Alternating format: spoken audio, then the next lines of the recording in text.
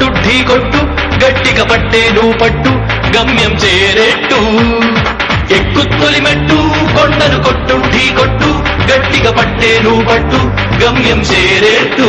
రేయ్, పనిష్మెంట్ కూడా అచీవ్మెంట్ లాగా భయం లేకుండా చేస్తున్నావు. ఒక్క బౌల్కి గాని ఏమన్నా అయ్యిందో మమ్మీ భయపడేవాడే భయం గురించి మాట్లాడతాడు. నాలంటాడు ఫెయిల్ అయ్యి అవుట్ ఆఫ్ సిలబస్ అంటాడు.